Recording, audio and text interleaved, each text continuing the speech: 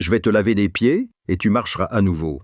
Nathan Blackwood pensait que c'était une blague, mais le parrain de la mafia le plus redouté de New York était figé près de la fenêtre de son manoir aux allures de forteresse, son verre de whisky tremblant dans sa main, tandis qu'il observait la scène étrange qui se déroulait dans son jardin depuis 3 jours consécutifs. Une jeune femme, peut-être âgée d'une vingtaine d'années, vêtue de vêtements délavés et portant un bassin en aluminium cabossé, était agenouillée devant le fauteuil roulant de son fils Ethan.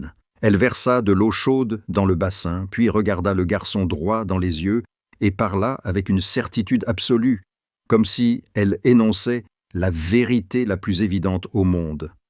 Nathan avait envie de rire. Comment une pauvre inconnue, en haillons, pouvait-elle accomplir ce que les meilleurs médecins, payés à prix d'or, n'avaient pas réussi à faire? Ethan était dans ce fauteuil roulant depuis 2 ans, depuis la tentative d'assassinat qui avait tué sa mère et brisé sa colonne vertébrale. Les spécialistes avaient déclaré qu'il n'y avait aucun espoir. Les lésions médulaires étaient trop graves. Ses jambes ne retrouveraient jamais la sensibilité. Mais Nathan vit alors quelque chose qui lui coupa le souffle.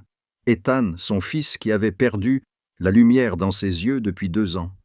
Le garçon qui avait tout abandonné, qui avait rejeté toutes les thérapies, tous les psychologues, toutes les tentatives pour l'atteindre, tendait son pied vers le bassin de lui-même. Pour la première fois depuis la fusillade, son fils voulait quelque chose. « Papa, laisse-moi essayer », murmura Ethan. Dans cette voix fragile, Nathan entendit quelque chose qu'il croyait mort à jamais. De l'espoir. Si cette histoire vous a touché, cliquez sur j'aime et partagez-la avec quelqu'un qui a besoin d'espoir aujourd'hui. Abonnez-vous à notre chaîne pour ne manquer aucune autre histoire qui nous rappelle que les miracles se produisent quand on s'y attend le moins. Nathan posa violemment son verre de whisky sur le rebord de la fenêtre, puis se retourna et dévala les escaliers. Ses pas résonnaient sur le marbre comme le tonnerre. Marcus, le chef de la sécurité, se précipita à sa suite avec 4 autres hommes, leurs armes déjà dégainées et prêtes à tirer. Lorsque la porte vitrée donnant sur le jardin s'ouvrit brusquement, 5 canons sombres se levèrent d'un coup. Pointés directement sur la femme agenouillée devant le fauteuil roulant d'Ethan, Nathan s'avança, la voix glaciale, avec l'autorité absolue d'un homme habitué depuis longtemps à décider qui vivrait et qui mourrait.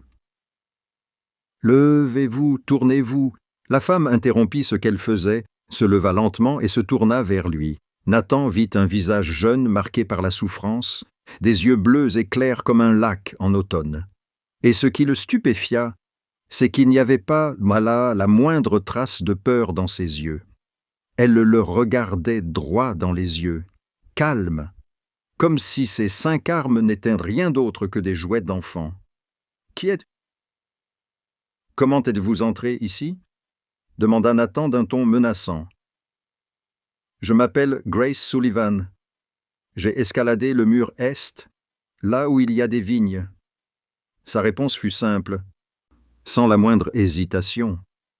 « J'ai vu le garçon dans la rue et j'ai pensé que je pouvais l'aider. » Nathan serra les mâchoires. Son domaine était protégé par 20 gardes, des caméras partout, un mur de 3 mètres de haut, et pourtant, une file mince, vêtue de vêtements usés et effilochés, s'était glissée à l'intérieur aussi facilement que si elle se promenait dans un marché. « Au secours, dit-il, dans un petit rire méprisant. « Pour qui vous prenez-vous? Les meilleurs médecins d'Amérique ont abandonné mon fils. »« Je ne suis pas médecin, dit Grace. Je suis juste quelqu'un qui sait écouter les pieds. » Nathan fit signe à Marcus. « Emmène-la, appelle la police ou occupe-toi d'elle comme elle préfère. » Marcus s'approcha, mais à ce moment précis, une voix faible derrière eux fendit l'air et figea tout le monde sur place. « Papa, laisse-moi essayer. » Nathan se retourna brusquement. Ethan le regardait, et dans ses yeux qui étaient éteints depuis 2 ans, brillait désormais quelque chose que Nathan n'osait nommer. C'était la phrase la plus longue que son fils ait prononcée depuis la tentative d'assassinat. Pendant 2 ans, Ethan n'avait répondu que par des grognements timides, des hochements de tête réticents ou un silence complet. Mais maintenant, le garçon demandait quelque chose à son père de son propre chef, Ethan. Nathan s'approcha, la voix étranglée. Tu ne sais pas qui elle est. Elle pourrait être une espionne, une ennemie. Je m'en fiche. Ethan l'interrompit, ce qu'il n'avait jamais fait auparavant. Quand elle a touché mes jambes, j'ai ressenti... Je ne sais pas, mais je veux essayer. S'il te plaît, papa. Nathan Blackwood, le célèbre parrain de la mafia redouté par tout New York, resta cloué sur place sous le regard suppliant de son fils de 10 ans. Il regarda Grace, puis Ethan, et finalement, d'une voix qu'il avait du mal à reconnaître comme la sienne, il dit doucement « D'accord, mais je reste assise ici. Quoi que tu fasses, je verrai tout. » Grace acquiesça sans ajouter un mot. Elle s'agenouilla devant le fauteuil roulant d'Ethan, versa davantage d'eau chaude dans la bassine et y plongea délicatement le pied du garçon. Nathan tira une chaise à quelques pas de là, sans quitter ses mains des yeux une seule seconde.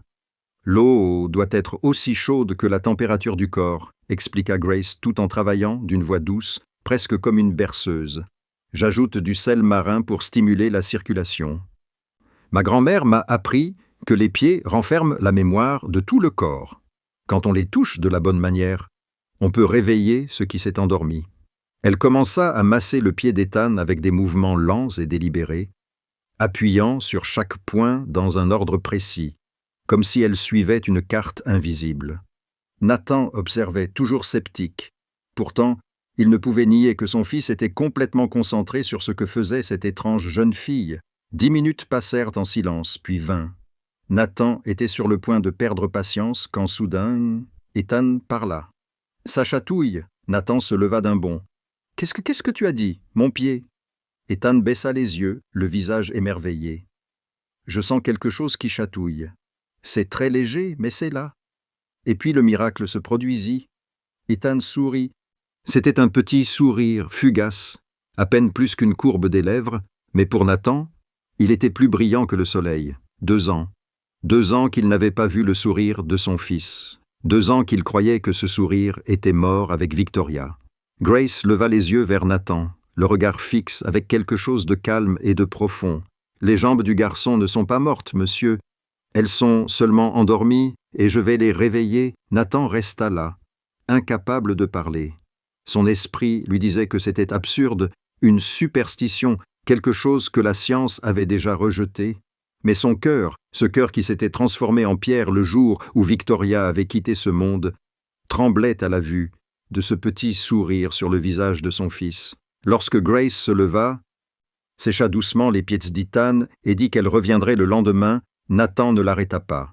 Il la regarda disparaître derrière les grilles, puis se tourna vers Marcus. « Enquêtez sur elle, je veux tout savoir, qui elle est, où elle vit, ce qu'elle fait, avec qui elle est en relation, tout. » Marcus acquiesça. « Compris, patron. Tu penses qu'il y a quelque chose qui cloche chez elle ?» Nathan resta silencieux pendant un long moment, fixant Ethan dans son fauteuil roulant, le visage encore illuminé par ce sourire. « Je ne sais pas, » répondit-il honnêtement. « Mais aujourd'hui, mon fils a souri. Il n'avait pas souri depuis 2 ans. Il se retourna et rentra dans la maison, mais quelque chose en lui avait déjà commencé à changer. Le mur d'acier que Nathan Blackwood avait érigé pour se protéger pendant ces 2 années présentait pour la première fois une fissure. Ce soir-là, Nathan était assis dans son bureau.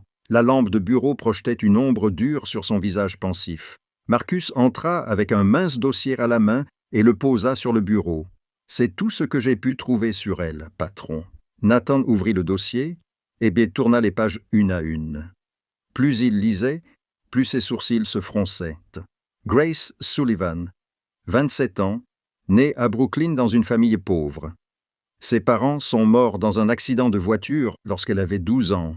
Après cela, elle a été placée sous la tutelle d'un parent éloigné, un homme alcoolique qui la battait régulièrement, 3 années d'enfer, jusqu'à ce qu'elle s'enfuit et les retourne chez sa grand-mère, Clara Sullivan. Nathan tourna la page suivante et s'arrêta. Tommy Sullivan, le petit frère de Grace, né 14 ans après elle. Le garçon était paralysé depuis son enfance, condamné à passer sa vie dans un fauteuil roulant. Grace et grand-mère Clara s'occupaient de lui avec tout l'amour dont elles étaient capables. Mais il y a 5 ans, lorsque Tommy avait 8 ans, son état s'était aggravé. Il avait besoin d'une opération pour sauver sa vie, mais le coût dépassait largement leurs moyens. Tommy mourut dans les bras de Grace par une nuit glaciale d'hiver. Alors qu'elle courait encore d'un endroit à l'autre pour essayer d'emprunter de l'argent, Nathan posa le dossier et fixa le vide. Il ne savait pas cela. À des kilomètres de là, dans une chambre louée exiguë d'un taudis de Brooklyn, Grace était elle aussi éveillée. Assise près de la fenêtre, elle regardait le ciel nocturne sans étoiles, et les souvenirs affluaient comme un torrent. Cette nuit-là, Tommy était allongé dans ses bras, son petit corps devenant de plus en plus froid à chaque minute qui passait. Il la regardait avec des yeux si clairs, sans aucune trace de ressentiment, rempli uniquement d'un amour infini. « Sœurette, ne pleure pas » murmura Tommy d'une voix si faible que Grace dut se pencher pour l'entendre. « Ça ne fait plus mal. Je vais m'envoler vers le ciel et te regarder d'en haut. Promets-moi que tu vivras heureux, d'accord ?» Grace serra son petit frère plus fort dans ses bras, ses larmes trempant ses cheveux. Elle voulait crier, maudire un destin injuste et changer sa propre vie pour sauver la sienne. Mais tout ce qu'elle pouvait faire était d'acquiescer et de faire une promesse qu'elle ne savait pas si elle pourrait tenir. Tommy sourit, ses yeux se fermèrent lentement et son dernier souffle s'échappa de ses lèvres pâles.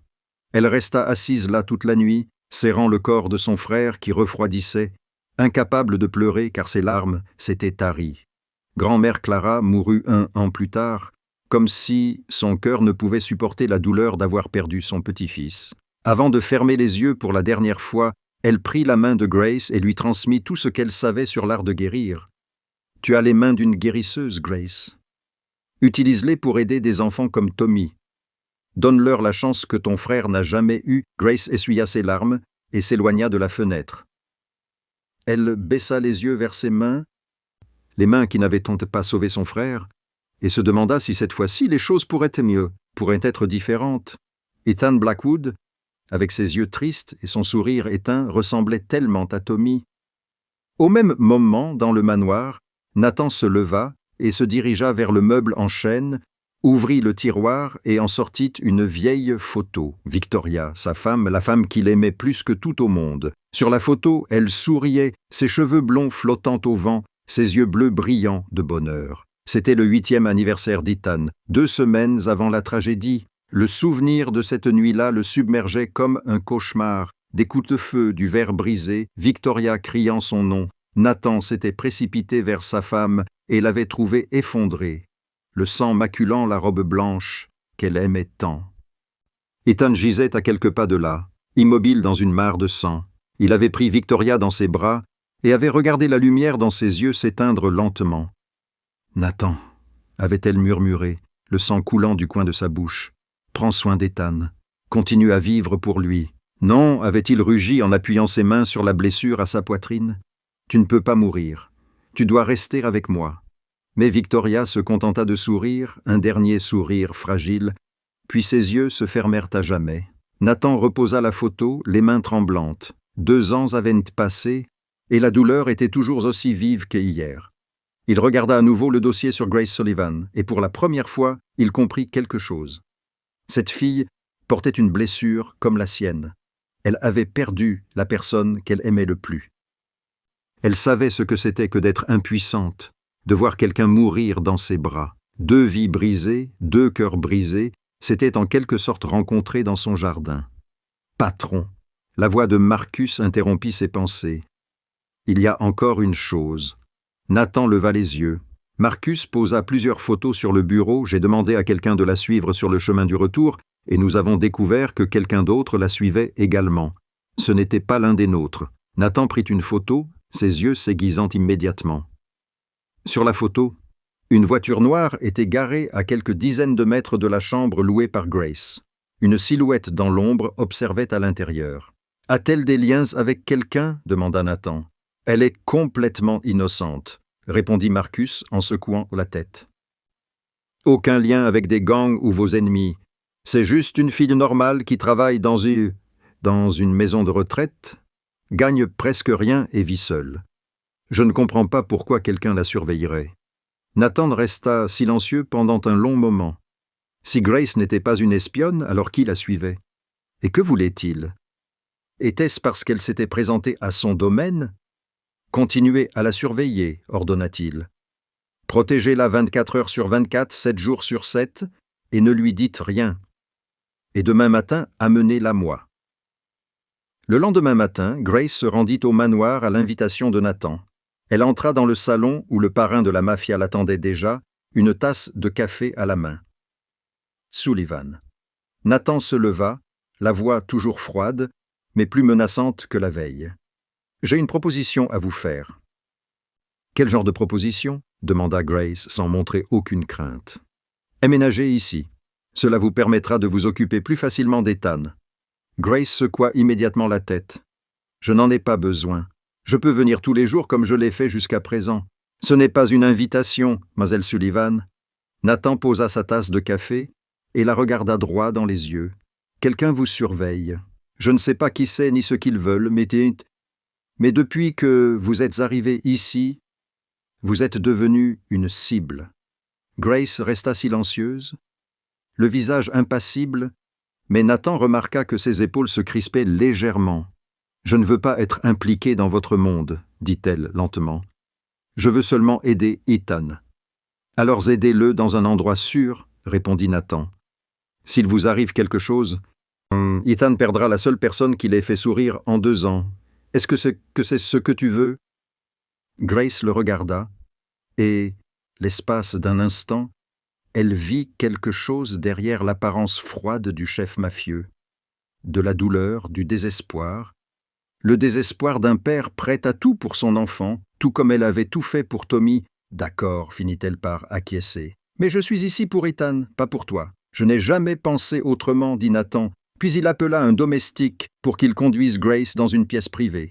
Cet après-midi-là, Grace revint avec un petit sac en bandoulière. C'était tout ce qu'elle possédait au monde.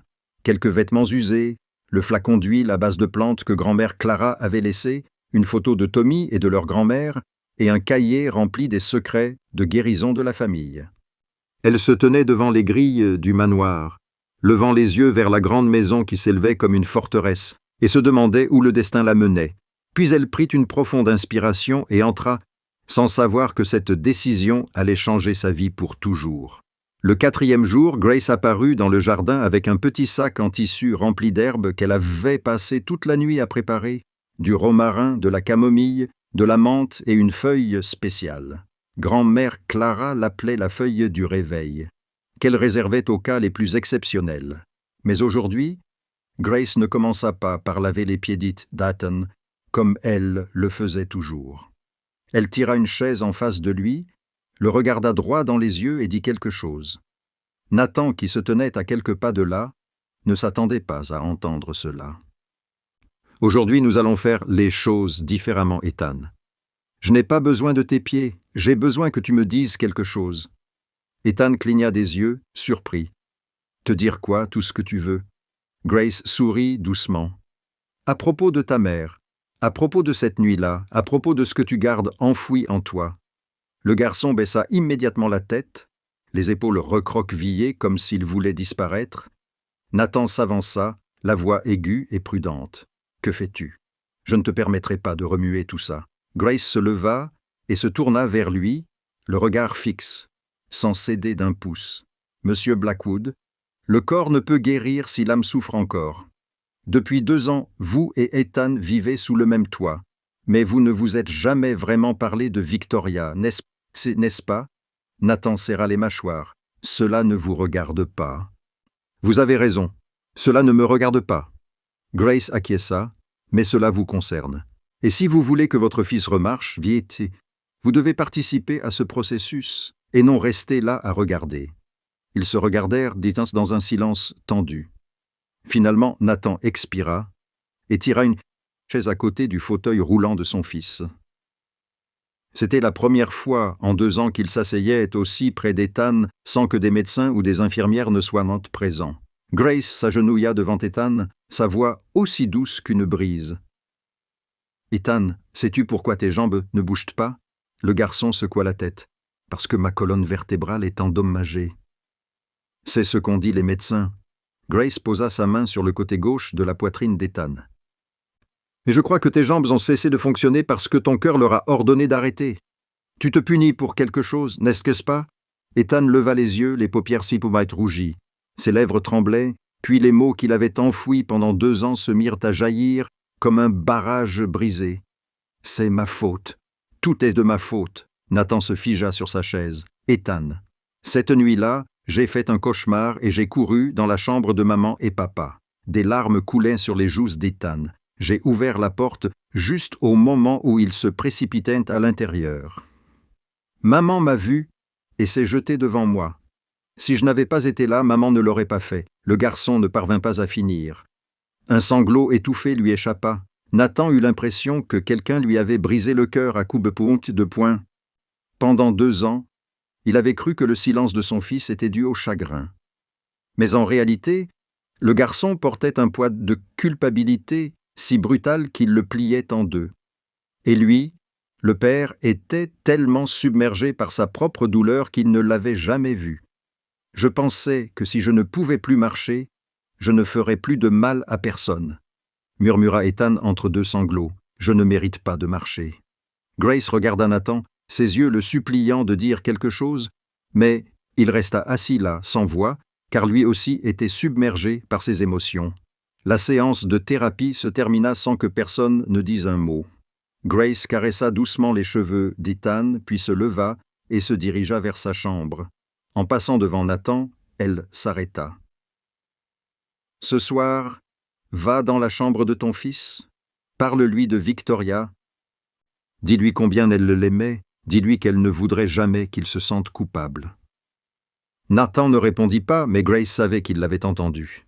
Cette nuit-là, après que tout le monde se fut endormi dans le manoir, Nathan resta longtemps debout devant la porte de la chambre d'Ethan. Il avait affronté des centaines d'ennemis, il avait regardé des canons d'armes à feu s'ensiller. Mais franchir cette porte était plus difficile que tout ce qu'il avait jamais fait. Finalement, il prit une profonde inspiration et poussa la porte. Ethan n'était pas endormi.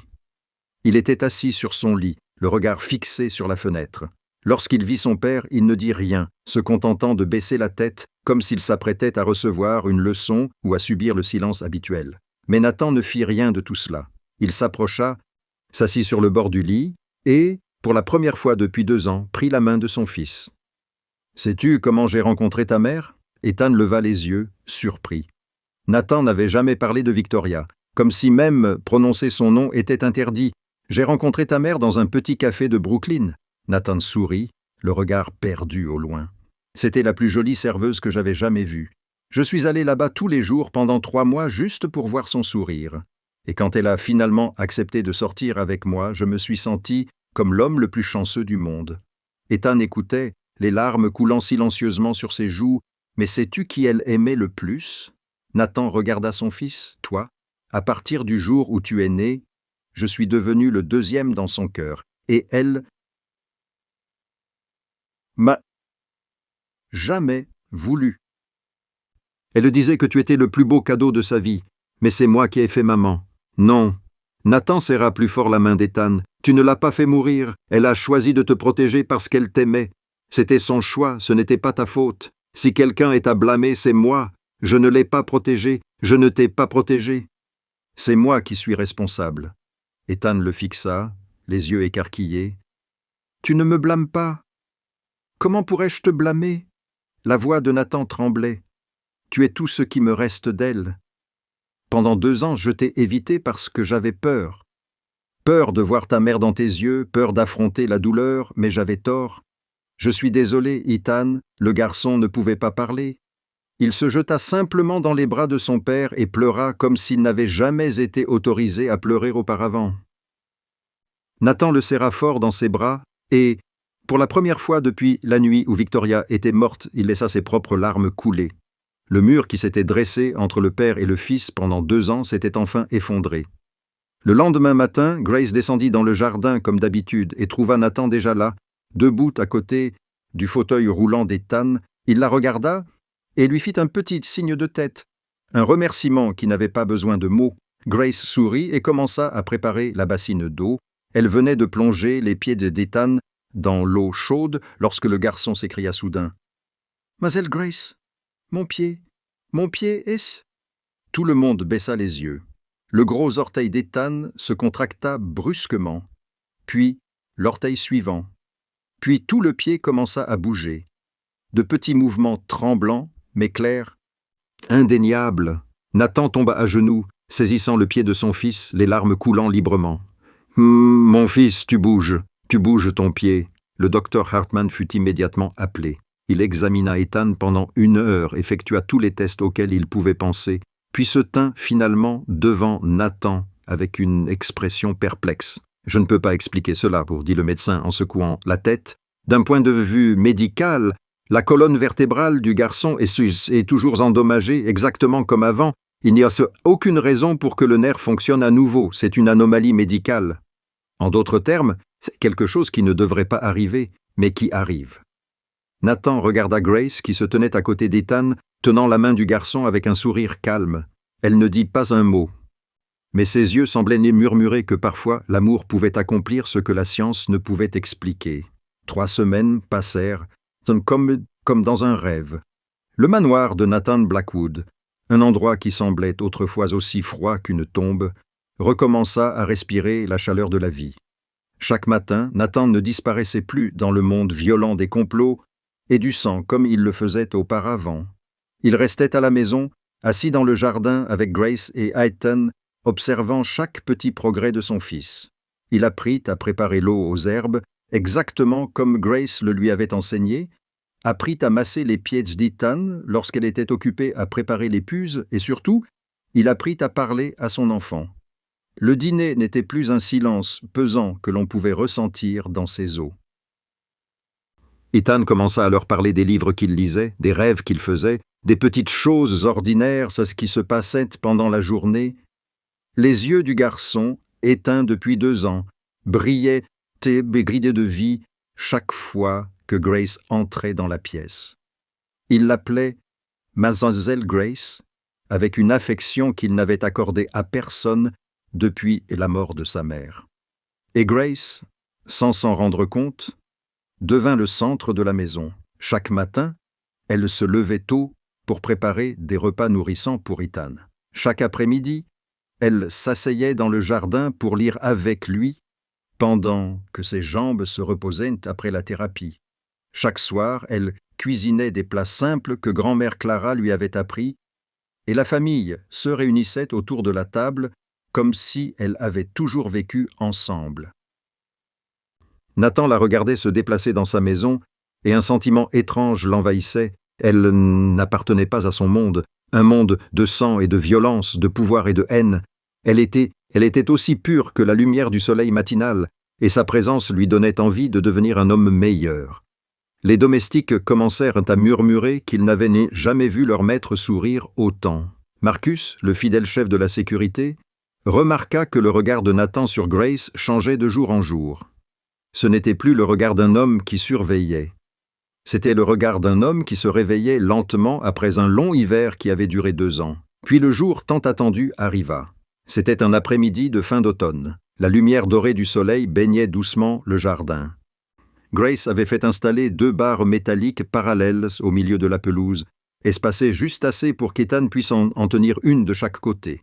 Le docteur Hartman fut invité à assister à l'expérience, même s'il ne croyait toujours pas à la méthode de Grace. « Aujourd'hui, nous allons essayer quelque chose de nouveau, Ethan. » Grace s'agenouilla devant le fauteuil roulant et regarda le garçon dans les yeux. « Tu vas te lever. » Ethan déglutit, le visage crispé par l'inquiétude. « Et si je n'y arrive pas, alors nous réessaierons demain. » Grace sourit. « Et le jour d'après? Et le jour d'après? » « Jusqu'à ce que tu y arrives, je n'abandonnerai pas. Et tu n'as pas le droit d'abandonner non plus. »« D'accord. » Le garçon acquiesça, puis regarda son père. Nathan s'avança et saisit les épaules de son fils. « Je suis là. Je te rattraperai si tu tombes. » Grace et Nathan aidèrent Ethan à sortir du fauteuil roulant et placèrent ses mains sur les barres parallèles. Ses pieds d'eau touchèrent Nicholson, tremblant comme 2 fines branches dans le vent. Ethan agrippa le métal, le visage rouge d'effort. Lentement, Grace se plaça à côté de lui, les mains prêtes. « Ne te précipite pas, sens le sol sous tes pieds. Dis à tes jambes qu'elles peuvent y arriver. » Le garçon ferma les yeux et prit une profonde inspiration. Puis, petit à petit, il lâcha les barres. 1 seconde. Ethan se tint debout sans aucun soutien, seulement ses jambes tremblantes. 2 secondes. Il ouvrit les yeux et baissa le regard comme s'il n'arrivait pas à croire ce qui se passait. 3 secondes, puis il tomba. Nathan se précipita comme une rafale de vent et rattrapa son fils avant qu'il ne touche le sol. Il serra Ethan dans ses bras. Et ce qui stupéfia tout le monde, c'est que le parrain de la mafia le plus froid de New York pleurait comme un enfant. Des larmes coulaient sur le visage qui avait terrifié des centaines de personnes. Ses larges épaules tremblaient sous l'effet de sanglots saccadés et brisés.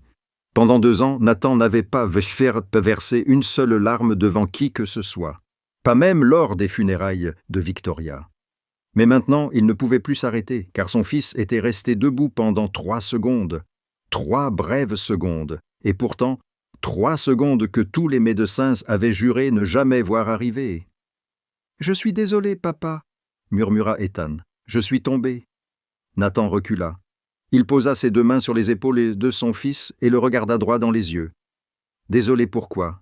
Ethan, tu viens de te lever. Tu comprends? Tu as fait l'impossible. » Et puis, le deuxième miracle de la journée se produisit. Ethan ne pleura pas. Le garçon rit, le rire le plus éclatant que Nathan ait entendu depuis que Victoria était encore en vie. « Papa, je me suis levé !» cria-t-il, les yeux brillants. « Je me suis levé. Tu as vu ? 3 secondes. Je vais m'entraîner et rester debout plus longtemps. Ensuite, je marcherai. Je te le promets. » Nathan serra à nouveau son fils dans ses bras, les larmes et les rires se mêlant. Le docteur Hartman se tenait à quelques pas, secouant la tête sans voix. Il exerçait la médecine depuis 30 ans, et n'avait jamais été témoin d'une telle chose. Grace regardait le père et le fils, des larmes silencieuses coulant sur ses joues. Elle pensa à Tommy, à tous les jours où elle avait tenu son petit frère dans ses bras et rêvé d'un moment comme celui-ci. Son frère n'avait jamais eu cette chance, mais Ethan l'avait eue, et cela suffisait pour que toutes les épreuves qu'elle avait endurées aient un sens. Ce soir-là, la famille célébra l'événement avec un somptueux dîner. Ethan parla et rit sans arrêt, racontant le moment où il s'était levé, comme s'il s'agissait de la plus grande victoire de l'histoire de l'humanité. Nathan écoutait avec un sourire qui ne quittait jamais ses lèvres. De temps en temps, il jetait un regard à Grace, un regard dont elle comprenait sans mots qu'il exprimait de la gratitude. Tard dans la nuit, après qu'Ethan se fût endormi profondément, Grace descendit à la cuisine pour boire un verre d'eau. Elle passa devant le bureau de Nathan et vit que la porte était légèrement entr'ouverte, laissant passer de la lumière dans le couloir. Elle n'avait pas l'intention de s'arrêter, mais la voix, qui venait de l'intérieur, la fit s'immobiliser. La cargaison de cette semaine vaut 20 millions de dollars. Si quelqu'un fait une erreur, je m'en occuperai moi-même. C'était la voix de Nathan, mais elle était froide et impitoyable comme Grace ne l'avait jamais entendue.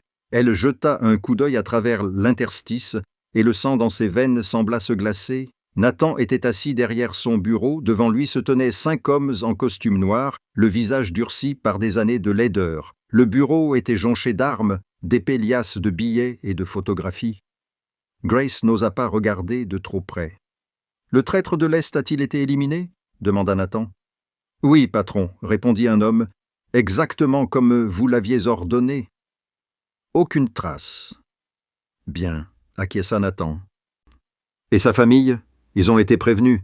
Ils n'oseront pas ouvrir la bouche. » Grace recula d'un pas et se couvrit la bouche de la main pour ne pas faire de bruit.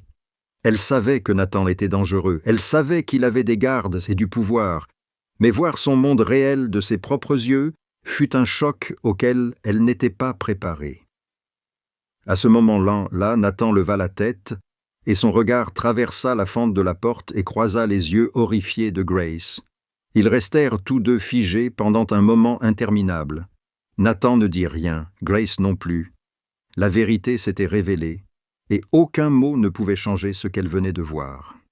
Finalement, Grace se retourna et s'éloigna, le cœur battant à tout rompre.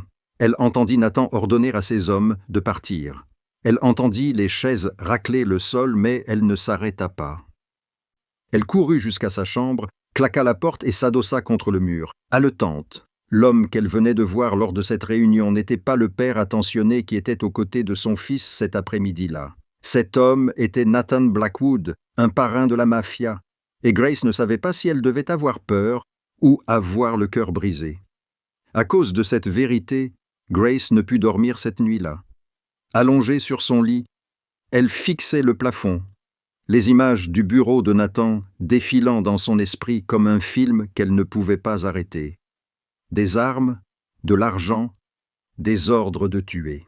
Vers 2 heures du matin, elle décida de descendre à la bibliothèque pour trouver un livre, dans l'espoir de se distraire. Mais lorsqu'elle poussa la porte en chaîne, elle trouva Nathan déjà là, assis dans un fauteuil près de la cheminée, un verre d'alcool à la main, les flammes vacillantes projetant des ombres sur les traits durs de son visage. « Tu n'arrives pas à dormir. » Ce n'était pas une question.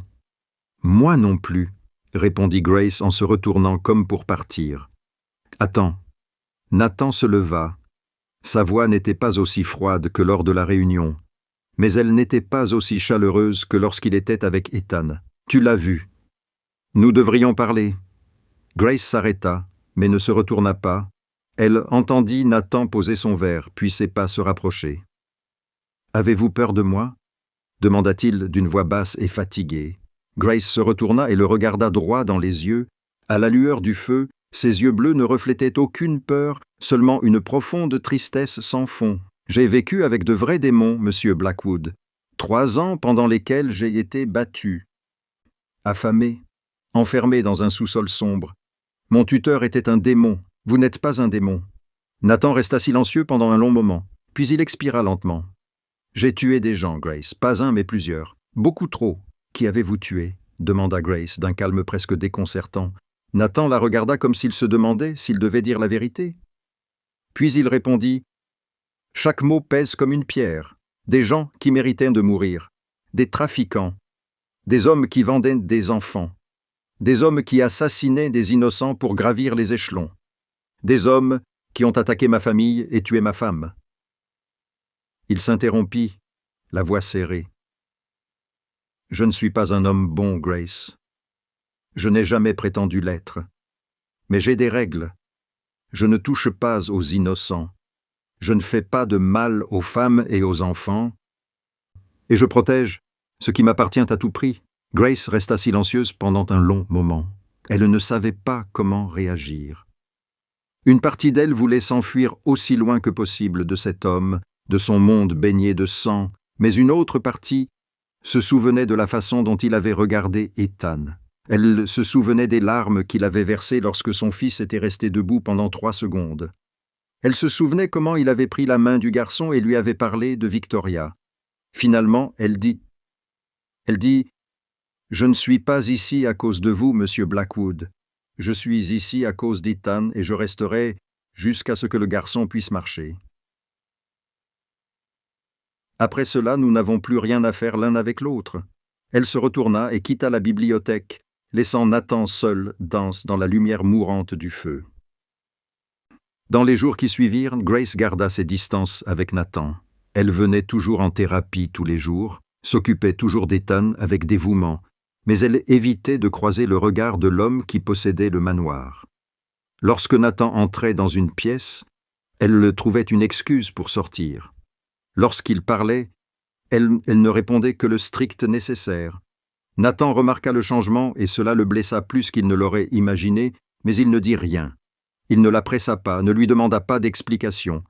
Il se contenta de l'observer de loin, comme quelqu'un qui se tient devant une fenêtre et regarde à l'intérieur d'une maison chaleureuse où il n'a pas le droit d'entrer. Pourtant, malgré tous les efforts de Grace, il y avait des petits moments qu'elle ne pouvait éviter.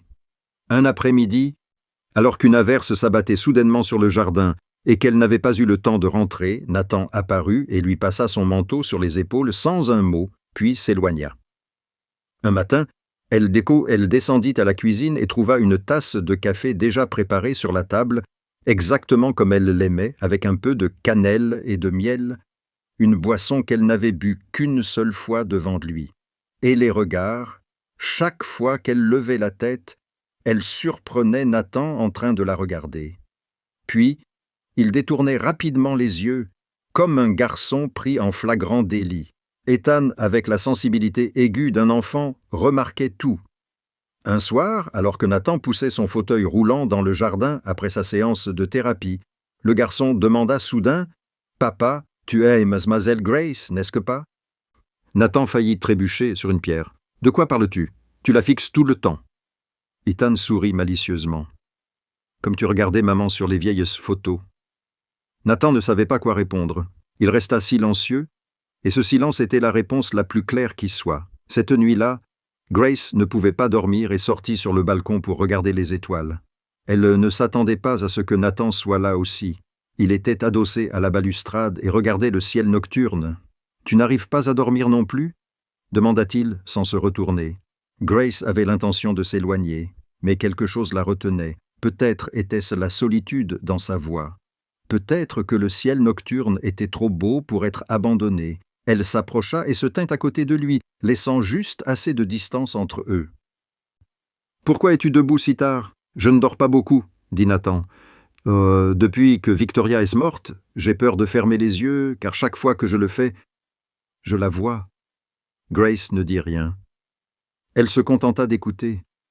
« Et toi ?» demanda Nathan. « De quoi as-tu peur? »« J'ai peur de ne pas pouvoir sauver les gens que j'aime, » murmura Grace. « Je n'ai pas sauvé Tommy. Chaque nuit, je l'entends encore m'appeler. » Ils restèrent silencieux, regardant tous deux les étoiles lointaines. Ils ne se touchèrent pas. Ils n'échangèrent pas de belles paroles. Pourtant, à cet instant, ils se comprenaient mieux que quiconque auparavant, car ils portaient les mêmes cicatrices. Des cicatrices que personne ne pouvait voir et qui ne guérissaient mais jamais vraiment. Grace. Nathan se tourna vers elle, baissant la voix. Il leva la main et lui releva doucement le menton, l'obligeant à le regarder dans les yeux. Au clair de lune, ses yeux n'étaient plus froids, mais doux, avec une tendresse que Grace n'avait jamais vue chez lui auparavant. Son cœur battait à tout rompre. Elle savait qu'elle devait reculer, briser ce moment, mais ses pieds semblaient encloués au sol. « Je... » murmura Nathan en approchant son visage. Mais avec le peu de volonté qui lui restait, Grace recula. Elle se libéra de sa main, respirant rapidement. « Je n'ai pas ma place ici, monsieur Blackwood. Je suis une pauvre fille des bidonvilles de Brooklyn. Vous êtes le parrain de la mafia le plus puissant de New York. Nous venons de deux mondes différents. » Nathan la regarda sans rien dire pendant quelques secondes, puis il sourit, d'un sourire doux et triste. « Alors laisse-moi faire partie du tien. » Grace resta figée, ne sachant que dire. Elle regarda l'homme devant elle, le terrifiant parrain de la mafia que toute la ville craignait, qui se tenait maintenant là avec les yeux d'un homme ordinaire qui avait soif d'amour. Mais elle ne pouvait pas. Elle n'osait pas. « Je suis désolée, » murmura-t-elle. Puis elle se retourna et se précipita à l'intérieur. Nathan resta seul sur le balcon, la regardant disparaître derrière la porte. Il ne la poursuivit pas. Il ne l'appela pas. Il resta simplement là, levant le visage vers le ciel, se demandant pourquoi le destin avait mis une femme comme elle sur son chemin pour lui faire désirer ce qu'il ne pourrait jamais avoir. Grace ferma la porte de sa chambre et s'adossa contre le mur. Elle pressa une main contre sa poitrine, où son cœur battait à tout rompre. Elle savait qu'elle avait eu raison de prendre ses distances. Elle savait qu'elle n'avait pas sa place dans son monde. Alors pourquoi son cœur lui faisait-il si mal? Pourquoi voulait-elle retourner sur ce balcon et lui dire qu'elle voulait qu'il lui appartienne aussi? Elle ferma les yeux et une larme coula sur sa joue. Son cœur n'était plus en paix. Aïeuleur dans la ville, dans un somptueux penthouse surplombant l'Hudson, Daniel Cross était assis devant un écran d'ordinateur, le visage pâle. Il venait de recevoir des nouvelles d'une taupe infiltrée dans le domaine des Blackwood, la nouvelle qu'il avait le moins envie d'entendre. Le jeune Ethan se remettait. Il s'était relevé. Daniel serra les dents et écrasa le cigare à moitié consumé dans sa main. 2 ans plus tôt, il avait donné l'ordre d'assassiner Nathan Blackwood afin de s'emparer de son empire criminel. Mais le plan avait échoué. Victoria était morte. Ethan avait été blessé, mais Nathan avait survécu. Daniel avait cru qu'un fils paralysé briserait Nathan pour de bon, le distrairait jusqu'à ce qu'il relâche lentement son emprise sur le pouvoir. Mais il s'était trompé. À présent, le garçon allait mieux. Cela signifiait que Nathan allait bientôt retrouver toute sa force. Et quand cela arriverait, il se vengerait Daniel savait exactement comment était Nathan Blackwood. Il n'oubliait pas, il ne pardonnait pas, et il n'avait jamais cessé avant d'avoir complètement écrasé son ennemi. Daniel devait agir avant qu'il ne soit trop tard. « Amenez les hommes ici », ordonna Daniel au laquais qui se tenait à ses côtés. « J'ai du travail à faire. » Le lendemain matin, Grace demanda la permission de sortir pour acheter des herbes. Elle avait besoin de certaines feuilles spéciales que les magasins habituels ne vendaient pas, celles que l'on ne trouvait que sur le marché chinois de Chinatown. Nathan voulut envoyer des gardes du corps avec elle, mais Grace refusa. « J'ai besoin d'espace, monsieur Blackwood. »« Je ne serai pas longue, » dit-elle, d'une voix toujours distante depuis la nuit sur le balcon. Nathan accepta à contre-cœur, mais il ordonna tout de même à Marcus de la faire suivre à distance sans qu'elle le sache. Mais les hommes de Daniel attendaient déjà. Ils connaissaient les habitudes de Grace, savaient où elle allait, savaient qu'elle serait seule.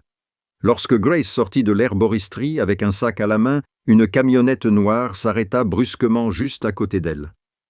La porte s'ouvrit, et deux hommes masqués se précipitèrent, l'un lui plaquant un chiffon imbibé d'anesthésiant sur la bouche, l'autre la tirant dans le véhicule.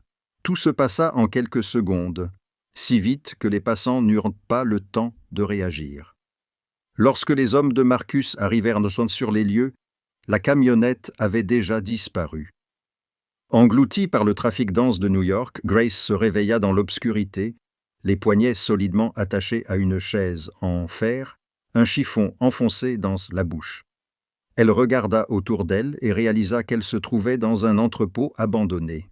Une odeur de moisi et de rouille lui brûlait les narines. La faible lumière de quelques ampoules suspendues au plafond éclairait les visages endurcis de 4 hommes debout en cercle autour d'elle. « Elle est réveillée », dit l'un d'eux, puis il arracha le chiffon de sa bouche.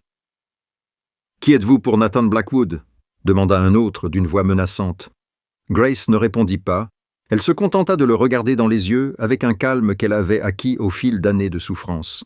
« Elle ne parle pas », ricana l'homme, puis il leva la main et la gifla comme un coup de tonnerre. La tête de Grace fut projetée sur le côté, sa joue s'embrassa, mais elle ne dit toujours rien. Quelle est la faiblesse de Blackwood? Où cache-t-il son argent? Combien d'hommes assurent la sécurité du domaine? Les questions fusaient, mais Grace restait silencieuse. Un autre coup de poing suivit, du sang coulait du coin de sa bouche, un œil était enflé et fermé, mais elle ne pleurait pas, elle ne suppliait pas, elle ne disait pas un mot, elle pensait à Ethan. Au sourire du garçon, lorsqu'il était resté debout pendant 3 secondes, à la façon dont il avait dit « Mademoiselle Grace », avec une tendresse qu'il n'avait réservée à personne d'autre.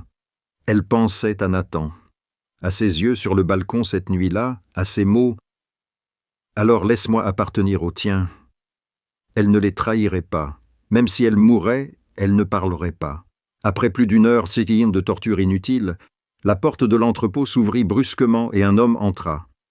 Il portait un costume gris, ses cheveux étaient soigneusement coiffés, son visage était beau, mais ses yeux étaient froids comme la glace. « Daniel Cross. Vous êtes inutile, » dit Daniel à ses hommes, puis il se tourna vers Grace. Il traîna une chaise et s'assit face à elle. Il croisa les jambes, l'air aussi détendu que s'il était à une soirée mondaine. « Mademoiselle Sullivan. »« C'est bien ça, j'ai beaucoup entendu parler de vous. La pauvre fille de Brooklyn qui débarque soudainement dans le manoir de Nathan Blackwood et fait des miracles sur l'enfant handicapé. » Il pencha la tête, étudiant Grace comme on étudie un animal dans une expérience. « Que pensez-vous être pour lui? Une amante? Un membre de sa famille? Ne vous faites pas d'illusions. » Daniel eut un sourire méprisant. Nathan Blackwood n'aime personne. Il sait seulement comment utiliser les gens. Tu n'es qu'un pion, un outil qui lui permet de guérir son fils. Quand tu ne lui seras plus utile, il te jettera comme un déchet. Grace leva la tête et regarda Daniel droit dans les yeux, puis lui cracha une gorgée de sang au visage. « Tu ne comprends rien à l'amour, » dit-elle d'une voix calme, mais pleine de mépris. « Tu n'es qu'un lâche qui se cache derrière les autres pour tuer une femme et un enfant. Tu ne mérites pas d'être appelé un homme. » Daniel essuya le sang sur son visage, le regard assombri. « Tu regretteras ces paroles. » Il se leva et ordonna à ses hommes « Continuez jusqu'à ce qu'elle parle ou qu'elle meure selon ce qui arrivera en premier. Au même moment, au domaine Blackwood, Nathan perdait la tête. Lorsque Marcus lui annonça la disparition de Grace, Nathan détruisit tout ce qui lui tombait sous la main. La table en verre, le lustre, le miroir mural, tout vola en éclats sous la fureur du parrain de la mafia. « Trouvez-la » rugit-il d'une voix semblable à celle d'une bête blessée. « Mobilisez tout le monde. Peu importe le prix, peu importe le nombre de vies que cela coûtera. Retrouvez-la pour moi. » Ethan était assis dans son fauteuil roulant, les larmes coulant sur son visage. « Papa, tu dois retrouver Mademoiselle Grace. Elle ne peut pas mourir. Elle a promis de rester avec moi. » Nathan tomba à genoux et serra son fils dans ses bras, s'efforçant de contenir la douleur et la peur qui lui serraient la gorge. « Je la retrouverai, mon fils. Je te le promets. » 200 hommes furent mobilisés, ratissant tout New York. Chaque taupe, chaque contact, chaque source d'information fut activée. Nathan dirigea personnellement une équipe parcourant la ville en voiture, vérifiant chaque endroit suspect. Mais la nuit tomba, et il n'y avait toujours aucune nouvelle. Nathan était assis seul dans son bureau, la photo de Victoria devant lui. Il fixait les yeux de sa femme sur la photo et, pour la première fois en 2 ans, il pria. « Victoria, » murmura-t-il d'une voix tremblante, « je ne t'ai pas protégée. Je ne peux pas laisser cela se reproduire. S'il te plaît, si tu es quelque part, aide-moi à la retrouver. Aide-moi à protéger la personne. » Il s'interrompit comme si quelque chose venait de le frapper. La personne que j'aime. La sonnerie du téléphone interrompit ses pensées. Nathan se précipita vers le combiné, le cœur battant à tout rompre. « Patron !» La voix de Marcus résonna, tendue par l'urgence, mais pleine d'espoir. « Nous l'avons trouvé. Dans un entrepôt sur les quais de Brooklyn, c'est Daniel Cross. » Nathan se leva d'un bond, les yeux brûlants de haine et de détermination. « Préparez 30 hommes. Armé jusqu'aux dents, j'y vais moi-même. » Il se précipita vers la porte. À cet instant, il n'était plus le père attentionné aux côtés de son fils. Il n'était plus l'homme sur le balcon qui aspirait à l'amour. Il était Nathan Blackwood, le plus célèbre parrain de la mafia de New York. Et il était prêt à mettre le feu au monde entier pour sauver la femme qu'il aimait. Le convoi de véhicules noirs fonça dans la nuit vers les docks de Brooklyn. Nathan était assis à l'avant, la main crispée sur son arme, le regard froid comme l'acier. Derrière lui se trouvaient 30 hommes, les combattants les plus aguerris de l'empire Blackwood, armés d'armes lourdes et prêts à mourir pour leur patron. Lorsque le convoi s'arrêta à quelques centaines de mètres de l'entrepôt, Nathan donna un ordre bref. « Encerclez-le. Ne laissez personne s'échapper. Je veux Daniel Cross vivant. Les autres, faites-en ce que vous voulez. » Il sortit, menant ses hommes vers l'avant. Ce qui suivit fut aussi violent qu'une tempête. Les gardes à l'extérieur n'eurent même pas le temps de réagir avant d'être neutralisés en silence. Les portes de l'entrepôt furent enfoncées et 30 ombres se précipitèrent à l'intérieur comme une meute de loups affamés. Des coups de feu retentirent au bas. Des hommes hurlèrent. Des corps tombèrent au sol. Nathan ne s'arrêta pas pour se battre. Il confia la sécurité de Daniel à ses hommes et s'enfonça plus profondément dans l'entrepôt, guidé par un instinct qu'il ne pouvait expliquer. Il enfonça des portes à coups de pied, fouilla pièce après pièce, le cœur battant à tout rompre dans sa poitrine. Et puis, dans la dernière pièce, il la trouva. Grace était attachée à une chaise en fer, la tête affalée, le corps inerte. Du sang séché collait à son visage. Un œil était gonflé et fermé. Ses lèvres étaient fendues et des ecchymoses couvraient sa peau. Nathan se figea dans l'embrasure de la porte, le cœur serré comme s'il était écrasé dans le poing de quelqu'un. Il avait vu la mort, il avait causé la mort, mais voir Grace dans cet état lui donna envie de hurler de douleur et de culpabilité. « Grace » murmura-t-il, et il se précipita vers elle, tombant à genoux devant elle, les mains tremblantes, tandis qu'il s'efforçait de défaire les cordes. Les nœuds s'étaient enfoncés dans ses poignets, laissant des marques rouges. Il les desserra doucement, un par un, essayant de ne pas lui faire plus mal, même si la rage bouillonnait en lui, assez forte pour brûler le monde entier. Lorsque la dernière corde tomba, Grace s'effondra dans ses bras. Elle respirait. Elle était vivante. Le soulagement le frappa si fort qu'il faillit le briser. « Grace, tu m'entends » dit-il d'une voix rauque. « C'est Nathan. Je suis là. Tu es en sécurité maintenant. » Grace ouvrit les yeux. Le bleu avait disparu, remplacé par la douleur et l'épuisement. Elle le fixait comme si elle n'arrivait pas à croire ce qu'elle voyait. Puis ses lèvres bougèrent et sa voix sortit dans un faible murmure. « Ethan, ne laisse pas le garçon me voir comme ça. Il aura peur. » Nathan déglutit péniblement. Même maintenant, même battue à mort, elle ne pensait qu'à Ethan. « Ne t'inquiète pas, » lui dit-il, la voix étranglée. « Ethan est à la maison, en sécurité. Maintenant, laisse-moi m'occuper de toi. » Il la souleva avec précaution, la serrant contre sa poitrine comme si elle était le trésor le plus fragile au monde. Grace posa sa tête sur son cœur, sentit sa puissance, forte et régulière, et pour la première fois depuis des heures de torture, elle se sentit en sécurité. « Je suis désolé, » murmura Nathan, la gorge serrée. « J'aurais dû te protéger. Je ne laisserai plus personne te faire de mal. Jamais. » Il la porta hors de la pièce sombre à travers un entrepôt rempli de cadavres et imprégné de l'odeur âcre de la poudre à canon. Marcus accourut avec son rapport, le remords perceptible dans sa voix.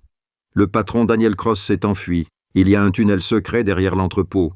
Nous sommes à sa poursuite, mais Nathan ne répondit pas. Il savait qu'il aurait dû être furieux, qu'il aurait dû ordonner une chasse qui ne s'arrêterait pas tant que Daniel ne serait pas ramené des confins de la terre. Mais pour l'instant, tout ce qu'il voulait, c'était ramener Grace à la maison. Tout le reste pouvait attendre. « Retirez-vous, » ordonna-t-il. « Ramenez-la au manoir. Appelez le médecin privé immédiatement. » De retour au manoir, Nathan ne laissa personne toucher Grace. Il la porta lui-même à l'étage et la coucha sur le lit de ses propres mains. Lorsque le médecin arriva, Nathan se tint à ses côtés et observa chacun de ses gestes, de la désinfection des blessures à l'application de nouveaux bandages. Le médecin déclara que Grace souffrait de lésions des tissus mous, d'une côte cassée et d'une légère perte de sang, mais que rien ne mettait sa vie en danger. Elle avait besoin de repos et de soins attentifs. Après le départ du médecin, Nathan s'assit à côté du lit et regarda le visage meurtri de Grace à la lueur de la lampe de nuit. Il lui tenait la main, ses doigts rugueux, les doigts d'un parrain de la mafia, caressant la petite main marquée de griffures aussi doucement que si elle risquait de se briser. « Je suis désolé, » murmura-t-il, même s'il savait qu'elle ne pouvait pas l'entendre. « Tout cela est de ma faute. Sans moi, tu n'aurais pas été entraîné dans ce monde. Tu aurais dû avoir une vie paisible, sans armes, sans sang, sans violence, mais j'ai été trop égoïste. Je voulais te garder près de moi. Sa voix se brisa, et il ravala la douleur qui lui serrait la gorge. La porte de la chambre s'ouvrit et Ethan entra en roulant son fauteuil. Son visage était strié de larmes. « Papa, Mademoiselle Grace va bien ?» Nathan lui fit signe de s'approcher. « Elle va s'en sortir, mon fils. Elle a juste besoin de se reposer. » Ethan roula jusqu'au lit, fixant Grace d'un regard inquiet. « Je veux rester ici avec elle. Je ne veux pas partir. » Nathan avait l'intention de refuser, mais il n'y parvint pas lorsqu'il vit la supplication dans les yeux de son fils. Il souleva Ethan de son fauteuil roulant et le coucha à côté de Grace, en prenant soin de ne pas toucher ses blessures. « Dors, » lui dit-il doucement, « elle se réveillera demain matin. » Ethan prit la main de Grace et ferma les yeux. Nathan s'assit sur la chaise, près du lit, une main tenant celle de son fils, l'autre celle de Grace, et il veilla ainsi toute la nuit. À l'aube, alors que Nathan était enfin épuisé et s'était endormi, la tête appuyée contre le bord du lit, Grace ouvrit les yeux. Il lui fallut quelques secondes pour comprendre où elle était, puis elle sentit deux mains chaudes tenir les siennes. Elle tourna la tête et vit Ethan allongé à côté d'elle, le visage innocent et paisible dans son sommeil. De l'autre côté, Nathan était affalé sur le lit, toujours agrippé à sa main. Son visage était marqué par la fatigue et l'inquiétude. Même dans son sommeil, des larmes silencieuses coulaient sur les joues de Grace. Elle avait perdu ses parents à l'âge de 12 ans. Elle avait perdu Tommy à l'âge de 22 ans. Elle avait perdu grand-mère Clara à l'âge de 23 ans. Pendant toutes ces années, elle avait vécu seule, prenant soin des autres, alors que personne ne prenait soin d'elle. Aimant les autres, alors que personne ne l'aimait, elle croyait qu'elle serait seule pour toujours. Mais maintenant, en regardant le père et le fils effondrés à côté d'elle, elle comprenait qu'elle s'était trompée. Pour la première fois depuis des années, elle avait l'impression d'avoir une famille. Elle lui serra plus fort la main de Nathan. Et comme il ne bougeait pas parce qu'il dormait profondément, elle murmura les mots qu'elle n'avait pas osé prononcer sur le balcon cette nuit-là. « Je suis là. Je ne vais nulle part. » Les jours suivants, Grace resta alitée, se remettant sous les soins dévoués de toute la maisonnée Blackwood. Nathan annula toutes ses réunions, confia tout son travail à Marcus et passa tout son temps à ses côtés. Il changeait ses bandages de ses propres mains chaque jour, lui préparait lui-même un simple porridge de riz, en suivant les recettes que Grace lui avait enseignées autrefois. Et chaque soir, il s'asseyait à côté de son lit jusqu'à ce qu'elle s'endorme profondément avant de regagner sa chambre. Ethan ne quittait pas Grace non plus. Chaque après-midi, le garçon roulait son fauteuil roulant dans sa chambre, lui faisait la lecture et lui racontait des blagues idiotes qu'il avait inventées lui-même. Et chaque fois que Grace riait, puis grimaçait de douleur à cause de ses côtes, il lui demandait avec inquiétude « Ça va ?» Des dizaines de fois, la distance que Grace avait autrefois essayé de maintenir avec Nathan avait maintenant complètement disparu. Elle n'évitait plus son regard, ne s'éloignait plus lorsqu'il entrait dans la pièce. Elle le laissait lui tenir la main lorsque la douleur se faisait trop vive. Elle le laissait l'aider à s'asseoir lorsqu'elle voulait regarder par la fenêtre, et elle laissait son cœur admettre ce qu'elle avait nié pendant si longtemps. 2 semaines après l'enlèvement, Grace pouvait à nouveau marcher seule, même si cela lui faisait encore un peu mal. Elle reprit les séances de rééducation d'Ethan. Et les progrès du garçon devenaient chaque jour plus évidents. Il pouvait se tenir debout pendant 10 secondes, puis 20, et il commença à s'entraîner à marcher à l'aide de barres parallèles. Nathan était témoin de tout cela, et chaque fois qu'il voyait son fils progresser, il regardait Grace avec une expression qu'elle ne pouvait pas se méprendre. C'était le regard d'un homme tombant amoureux. Une nuit, après qu'Ethan se soit endormi et que le manoir ait été plongé dans le silence, Grace se tenait sur le balcon, regardant le jardin. Grace se tenait sur le balcon, regardant le jardin. Elle entendit des pas derrière elle et n'eut pas besoin de se retourner pour savoir qui c'était. Nathan vint se placer à côté d'elle. Pendant un long moment, ils regardèrent séparant simplement le ciel nocturne ensemble, en silence. Puis Grace prit la parole, d'une voix douce mais pleine de questions. « Monsieur Blackwood, pourquoi vous souciez-vous autant de moi ?» Nathan se tourna vers elle. Le clair de lune adoucissait les angles durs de son visage. Il resta silencieux pendant un long moment, comme s'il cherchait des mots qu'il n'avait jamais dits à personne. « Parce que vous avez été la première lumière qui a pénétré dans l'obscurité dans laquelle mon fils et moi vivions. » Il commença à parler d'une voix basse et lente. « Pendant 2 ans, cette maison a été comme une tombe. Ethan ne parlait pas, ne souriait pas, ne vivait pas, et je ne savais que me noyer dans le travail et la haine pour ne pas avoir à affronter la douleur. Puis vous êtes arrivé avec un bassin en aluminium cabossé et une promesse folle. Vous alliez faire remarcher mon fils. Vous avez fait ce qu'aucun médecin n'avait pu faire. Vous avez réveillé Ethan, et vous m'avez réveillé aussi. » Grace la regardait sans parler, attendant. « Parce que quand je vous vois avec Ethan, je vois quelque chose que je n'avais jamais osé imaginer, » a poursuivi Nathan, la voix légèrement tremblante. « Une famille entière après la mort de Victoria, je pensais que je n'aurais plus jamais ça. Je pensais qu'Ethan grandirait dans la douleur et la solitude, comme j'ai vécu ces 2 dernières années. Mais quand tu es là, quand tu prends soin de lui, que tu l'aimes, je peux imaginer un avenir différent, un avenir pour lequel je veux vivre. » Il s'approcha d'elle et leva la main pour lui caresser doucement les cheveux. « Et parce que je ne veux pas te perdre jamais. » Il la regarda droit dans les yeux, la voix chargée d'émotion. « La nuit où tu as été kidnappée, j'ai compris quelque chose.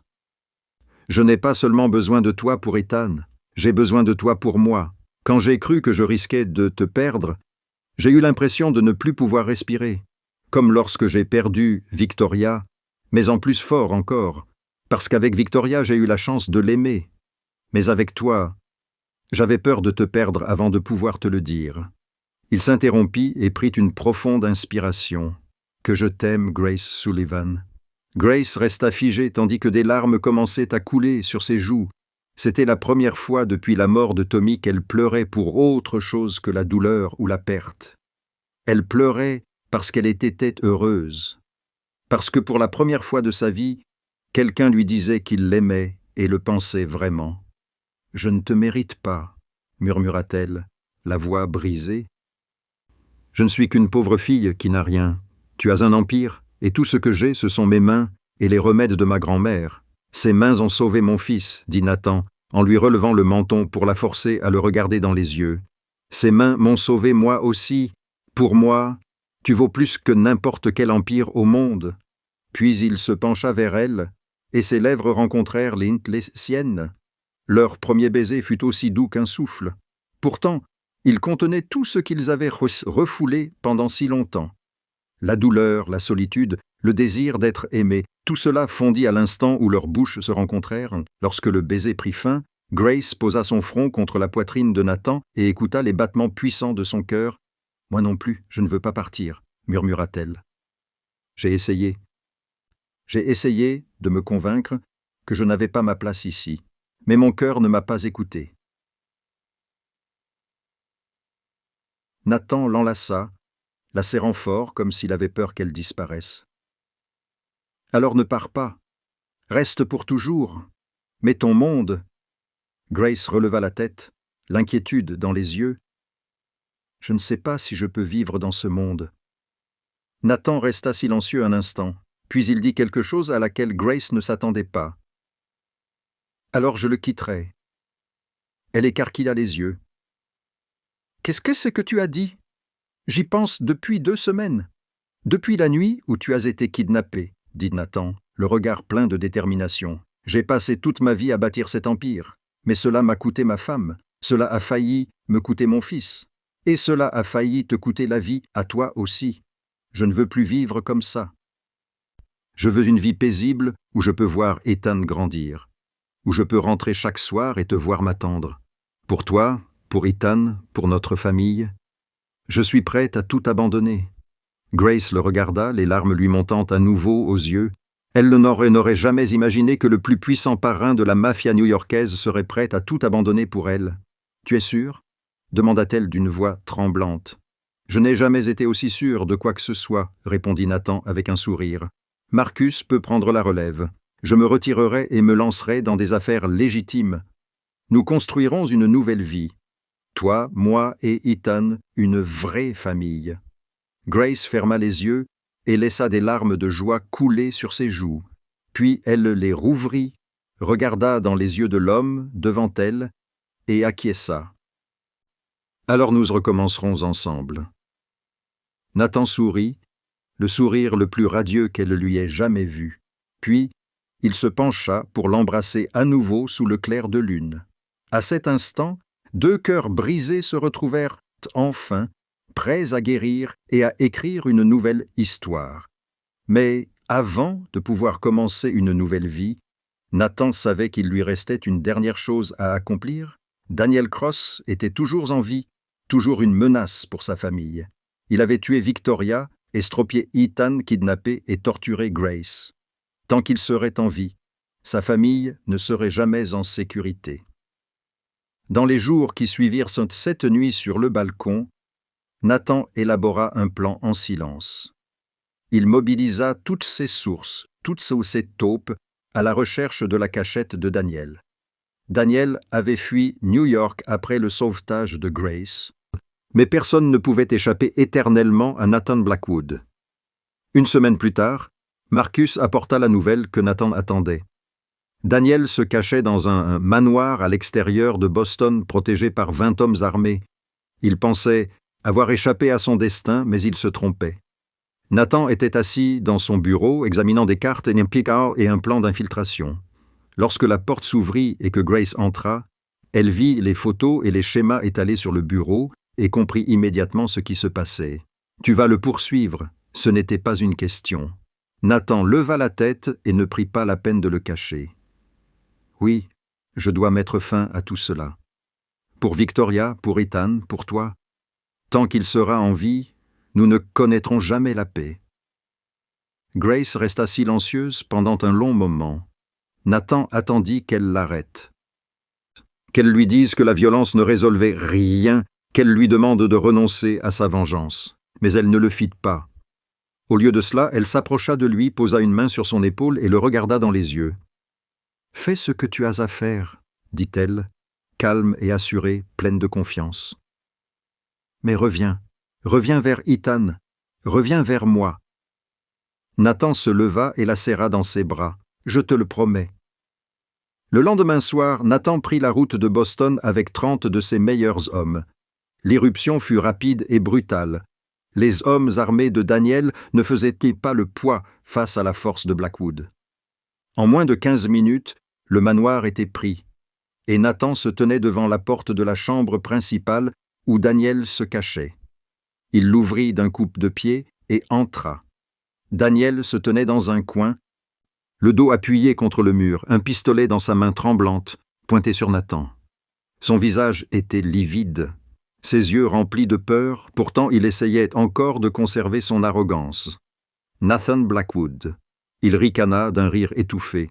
« Tu es enfin venu, je t'attendais. » Nathan s'avança, indifférent à l'arme. Il savait que Daniel n'aurait pas le courage d'appuyer sur la gâchette. C'était le genre d'homme qui ordonnait aux autres de tuer, mais qui n'osait jamais se salir les mains. « 2 ans, dit Nathan d'une voix glaciale, 2 ans que j'attends ce jour. Le jour où je regarderai dans les yeux l'homme qui a tué ma femme et rendu mon fils infirme. » Daniel recula d'un pas, le pistolet tremblant violemment. « Tu ne me tueras pas. Tu ne peux pas me tuer. Si tu me tues, tu ne sortiras jamais de ce monde. Je n'ai pas l'intention d'en sortir. » dit Nathan en s'approchant jusqu'à ce qu'il ne reste plus que quelques pas entre eux. « J'ai l'intention d'en finir à ma façon, » rit Daniel. Le rire sauvage d'un homme acculé. « Tu penses pouvoir arrêter? Tu as déjà du sang sur les mains, Blackwood. Combien as-tu tué? Tu penses pouvoir te laver les mains et vivre comme un citoyen normal? » Ne te fais pas d'illusions. Nathan s'arrêta et regarda Daniel dans les yeux. Oui, il l'admettait. J'ai du sang sur les mains, j'ai tué. Et je porterai ce poids pour le reste de ma vie, mais tu sais quoi? Ces mains peuvent aussi tenir celles des personnes que j'aime. Je peux prendre la main de mon fils pendant qu'il apprend à marcher. Je peux caresser les cheveux de la femme qui a sauvé mon âme. Et toi? Qu'as-tu? Rien d'autre que la lâcheté et la mort qui t'attendent. Daniel rugit et tira. Le coup de feu retentit dans la pièce, mais la balle manqua sa cible, car sa main tremblait trop. Avant qu'il ne puisse tirer une deuxième fois, Nathan se jeta sur lui fit lâcher son arme et lui serra la gorge. « C'est pour Victoria », murmura Nathan en regardant Daniel dans les yeux, tandis que la vie le quittait lentement. « Pour Ethan, pour Grace et pour les 2 années d'enfer que ma famille a endurées. » Lorsque Daniel Cross rendit son dernier souffle, Nathan ne ressentit aucune victoire. Il ressentit seulement un immense soulagement, comme si un lourd fardeau venait de lui être enlevé. Il laissa le corps de Daniel tomber au sol, lui tourna le dos et sortit. La promesse faite à Victoria était enfin tenue. De retour à New York, Nathan fit exactement ce qu'il avait dit à Grace qu'il ferait. Il convoqua tous les capitaines de son empire et annonça sa démission. Marcus prendrait la relève et Nathan se retirerait complètement du monde souterrain. Certains furent choqués qu'ils étaient choqués, d'autres n'y crurent pas, mais personne n'osa s'opposer à lui. Nathan Blackwood avait pris une décision, et sa décision était définitive. Dans les semaines qui suivirent, Nathan commença à construire quelque chose de nouveau. Il utilisa une partie de sa fortune pour créer un centre de rééducation pour enfants, combinant la médecine moderne avec les méthodes thérapeutiques traditionnelles que Grace avait apprises de sa grand-mère. Il le nomma le centre Clara Sullivan, en l'honneur de la femme qui avait transmis ses connaissances en matière de guérison à Grace. 1 mois après la mort de Daniel, par un après-midi d'automne, alors que la douce lumière dorée du soleil se répandait dans le jardin, Nathan conduisit Grace à l'endroit où ils s'étaient rencontrés pour la première fois. L'endroit exact où elle s'était agenouillée devant le fauteuil roulant d'Ethan avec ce bassin en aluminium cabossé, l'endroit exact où elle avait fait cette folle promesse de faire remarcher son fils. « Pourquoi sommes-nous ici » demanda Grace, surprise. Nathan ne répondit pas. Au lieu de cela, il s'agenouilla lentement devant elle et ouvrit un écrin de velours rouge pour révéler une bague en diamant qui scintillait à la lumière. « Grace Sullivan, dit-il, la voix légèrement tremblante d'émotion, vous êtes entrée dans ma vie les mains vides et le cœur rempli d'amour. Vous avez sauvé mon fils, vous m'avez sauvé, et vous m'avez montré que même dans l'obscurité, il y a encore de la lumière. Je ne te mérite pas, mais je t'aime plus que tout au monde. Veux-tu devenir ma femme ?» Grace baissa les yeux vers l'homme agenouillé devant elle. Le chef de la mafia qui avait autrefois fait trembler tout New York la regardait maintenant avec des yeux pleins d'espoir et de crainte, comme un enfant. Des larmes coulaient sur ses joues, mais sa bouche s'éleva dans le sourire le plus radieux de sa vie. « Oui, » murmura-t-elle. « Oui, je veux bien. » Nathan se releva, glissa la bague à son doigt, puis la serra dans ses bras. À distance, Ethan était assis dans son fauteuil roulant à côté de Marcus, les regardant avec le sourire le plus heureux qu'il ait jamais affiché. Un nouveau chapitre avait commencé, et cette fois, il serait écrit avec amour, et non avec du sang et des larmes. 2 mois s'étaient écoulés depuis le jour où Nathan s'était agenouillé dans le jardin pour demander Grace en mariage. La vie au manoir Blackwood avait complètement changé. Il n'y avait plus de réunions tardives avec ces hommes, plus de coupes de feu, plus d'odeur de poudre à canon, plus d'atmosphère lourde de tension et de menaces.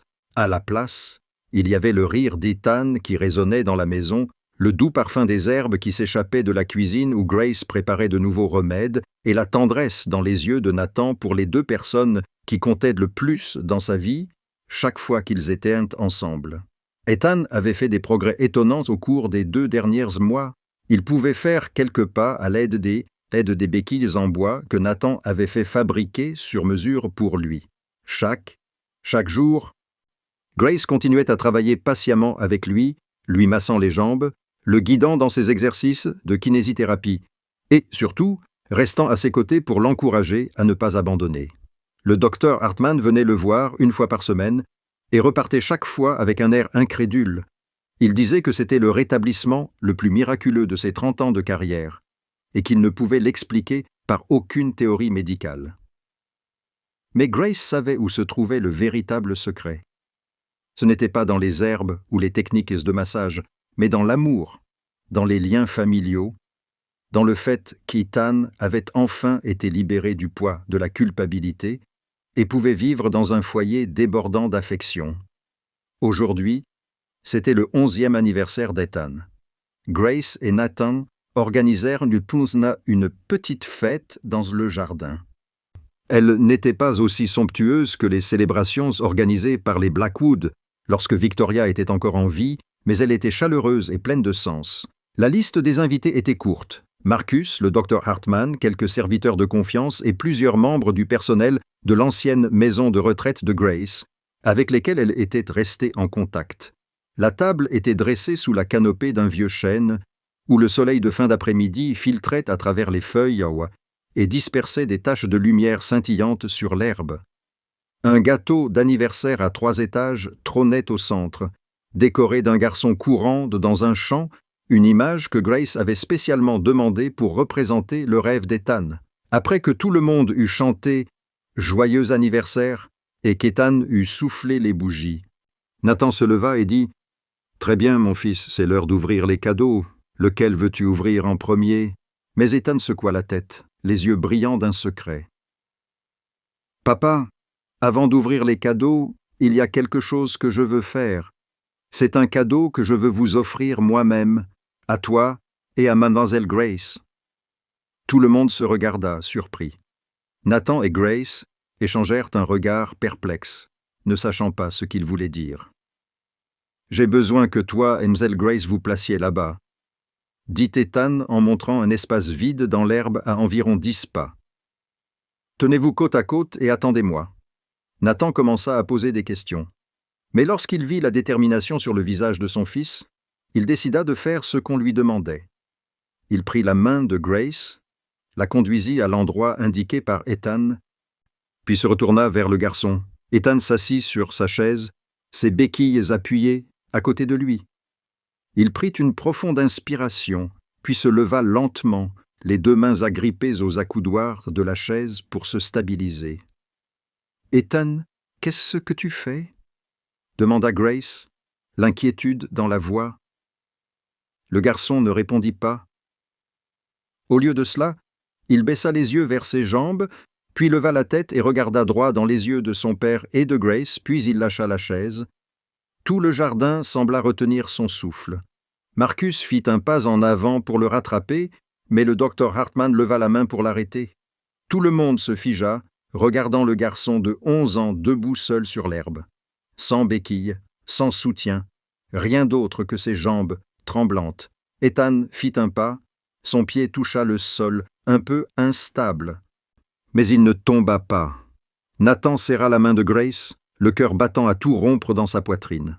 Le deuxième pas suivit, un peu plus assuré. Grace leva la main pour couvrir sa bouche alors que les larmes commençaient à couler. Au troisième pas, Ethan vacilla, manqua de perdre l'équilibre, mais il tendit les bras pour se stabiliser. Le quatrième, le cinquième. Le garçon marchait. Il marchait vraiment sans aucune aide.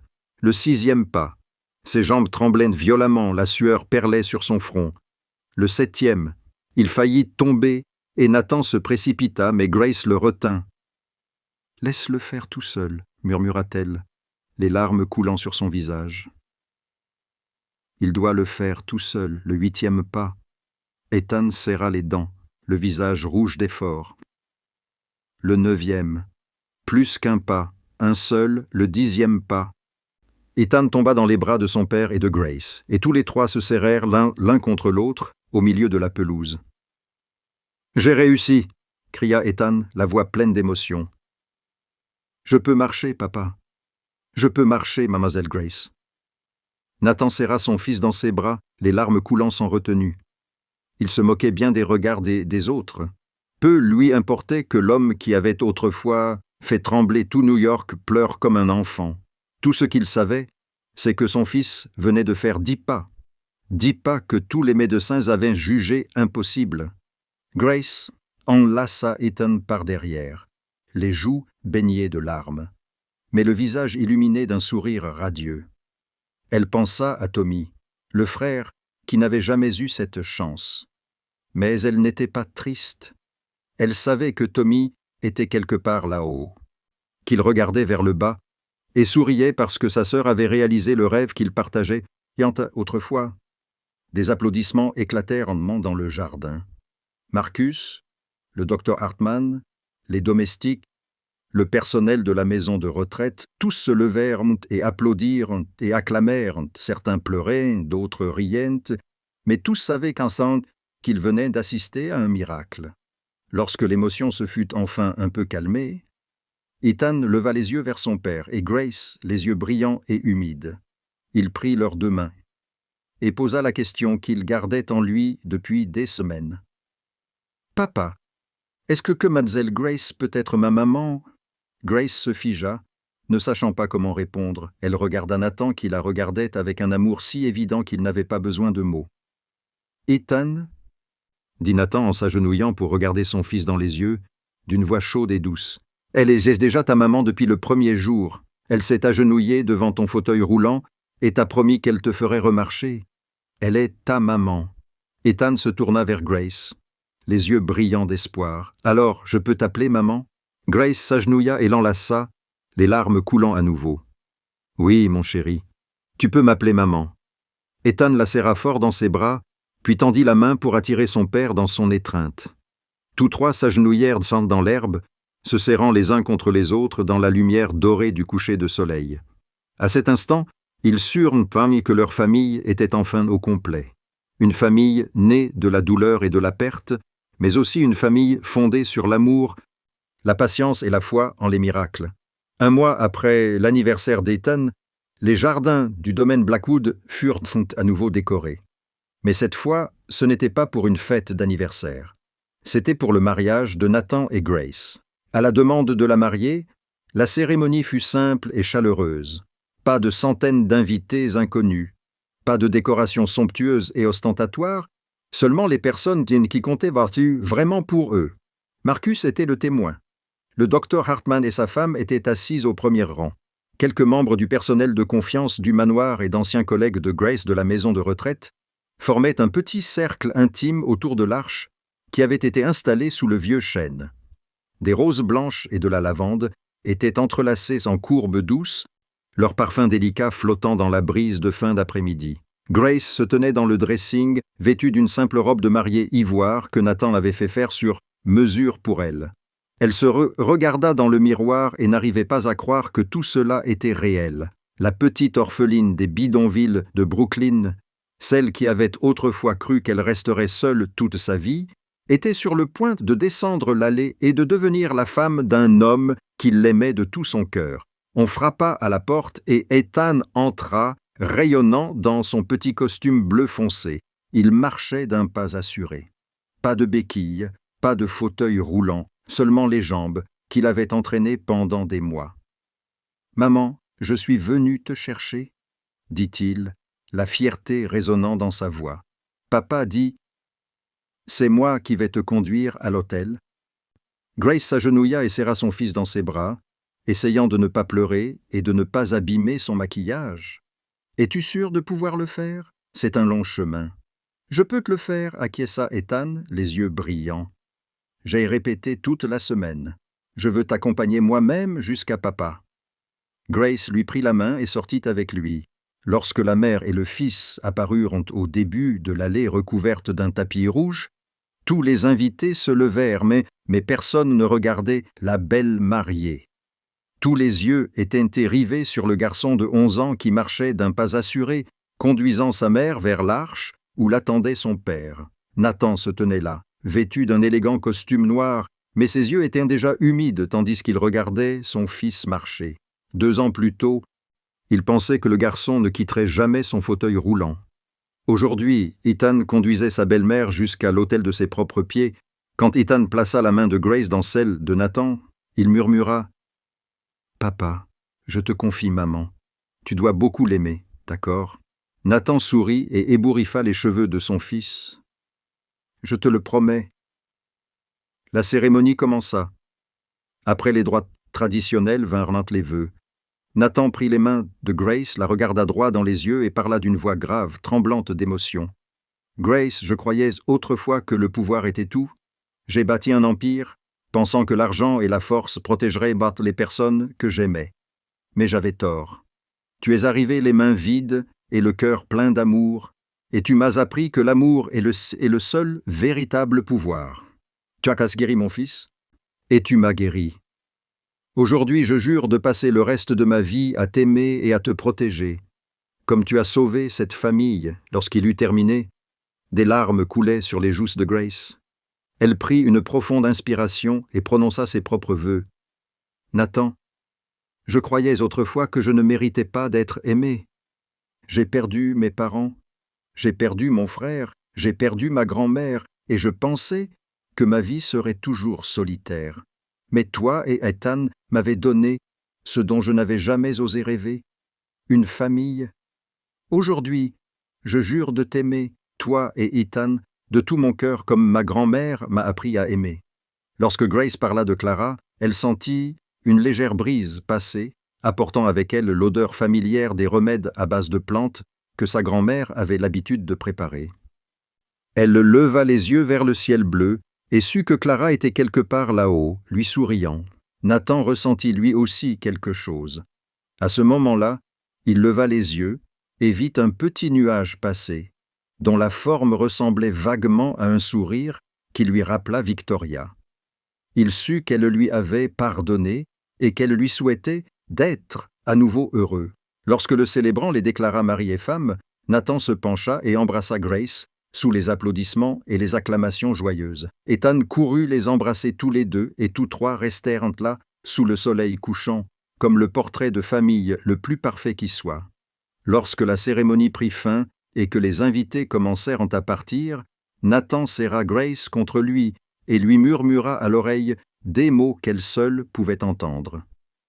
« Merci d'avoir escaladé ce mur. » Grace sourit et posa sa tête contre la poitrine de son mari. « Merci de ne pas m'avoir arrêté pour effraction. » Ils rirent tous les deux et leur rire se mêla à celui d'Ethan qui courait dans l'herbe, créant la musique la plus joyeuse que ce jardin ait jamais entendue. 5 ans après le mariage, le Clara Sullivan Center était devenu l'un des centres de rééducation les plus connus de la côte est des États-Unis. Le bâtiment de 5 étages était situé sur un vaste terrain dans la banlieue de New York, entouré de jardins luxuriants où les jeunes patients pouvaient jouer et respirer l'air pur. Nathan avait mis tout son cœur et une grande partie de sa fortune dans la construction de cet endroit, transformant le rêve de Grace en réalité. Grace occupait le poste de directrice générale, formant personnellement le personnel thérapeutique et supervisant chaque cas difficile. Nathan était président du conseil d'administration, s'occupant de toutes les questions financières et administratives, afin que sa femme puisse se concentrer sur le travail pour lequel elle était née. Ils travaillaient en parfaite harmonie, comme 2 pièces qui s'emboîtent, chacun comblant ce qui manquait à l'autre. Lorsque vous entriez dans le hall principal, la première chose que vous voyiez était une ligne de lettres en bronze en relief sur le mur blanc. L'amour est le remède le plus ancien et le plus puissant. C'était quelque chose que Clara avait enseigné à Grace lorsqu'elle était encore petite, et c'était maintenant devenu le principe directeur de tout ce que faisait le centre. Ici, le traitement ne reposait pas uniquement sur la médecine moderne. Il s'appuyait également sur les techniques thérapeutiques traditionnelles que Grace avait héritées de sa grand-mère, en particulier l'attention particulière portée au bien-être mental et à la force des liens familiaux pendant la guérison. Au cours des 5 dernières années, des centaines d'enfants avaient été traités ici, et le taux de guérison était si étonnant qu'il avait attiré des experts médicaux du monde entier venus visiter et apprendre. Ethan avait maintenant 16 ans. Il était grand et fort comme n'importe quel autre adolescent. Il jouait au basket dans l'équipe de son école, courait un marathon chaque été, et personne ne pouvait croire qu'il y a 5 ans, il était en fauteuil roulant. Mais ce qui rendait Nathan et Grace le plus fiers, ce n'était pas sa force. C'était son grand cœur. Ethan passait toutes ses vacances d'été à faire du bénévolat au centre, à jouer avec les jeunes patients, à leur raconter son histoire pour leur donner du courage et de l'espoir. Il avait décidé de devenir médecin en rééducation afin de poursuivre le travail commencé par sa mère Grace. « Je veux aider les enfants comme moi », avait-il dit à ses parents. « Je veux leur montrer que les miracles existent s'ils n'abandonnent pas. » La famille Blackwood avait également accueilli un nouveau membre. La petite Clara, âgée de 4 ans, avait été nommée en l'honneur de son arrière-grand-mère qu'elle n'aurait jamais l'occasion de rencontrer. Clara avait hérité des yeux bleus clairs de sa mère et du sourire chaleureux de son père, et elle était devenue la joie de toute la famille. Chaque après-midi, Nathan allait chercher Clara à la maternelle et l'amenait au centre, où la petite fille courait dans les salles de thérapie, embrassant chaque petit patient comme s'il s'agissait de son meilleur ami. Grace plaisantait souvent en disant que Clara avait un don de guérison dans le sang, car dès qu'elle apparaissait, les enfants qui étaient tristes se mettaient à rire. Aujourd'hui était une journée ordinaire au centre. Comme tant d'autres, Grace était assise dans son bureau en train d'examiner le dossier d'un nouveau patient, lorsque son assistante frappa à la porte et lui annonça qu'un cas particulier venait d'arriver. Grace se leva et se rendit dans le hall principal où une jeune femme était assise sur une chaise d'attente, les yeux rougis par les larmes, et à côté d'elle, un garçon de 8 ans en fauteuil roulant, le visage assombri par le chagrin, le regard vide. Grace reconnut immédiatement ce regard. C'était le regard qu'avait Ethan il y a 5 ans, le regard d'un enfant qui avait perdu tout espoir. Elle s'approcha et la mère se leva aussitôt, saisissant la main de Grace comme une dernière bouée de sauvetage. « Dr. Blackwood, aidez mon fils, je vous en prie », sanglota la femme.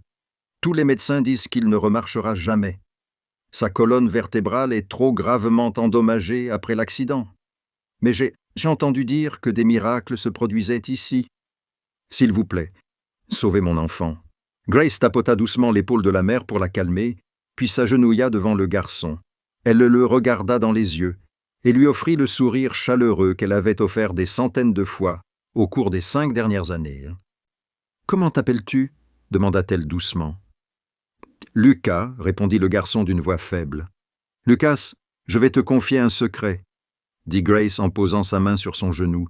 « Tes jambes ne sont pas mortes, Elles sont seulement endormies, et je vais t'aider à les réveiller. » Le garçon la regarda, et pour la première fois, une étincelle d'espoir brilla dans ses yeux. « Vraiment? Vraiment ?» Grace acquiesça. « Mais tu dois me promettre une chose. Tu ne dois pas abandonner. Peu importe les difficultés, tu dois continuer d'essayer. Tu peux me le promettre ?» Lucas acquiesça, et pour la première fois depuis son arrivée, il sourit. Ethan se tenait à quelques pas, observant sa belle-mère agenouillée devant le garçon en fauteuil roulant, et il eut l'impression de regarder son propre passé.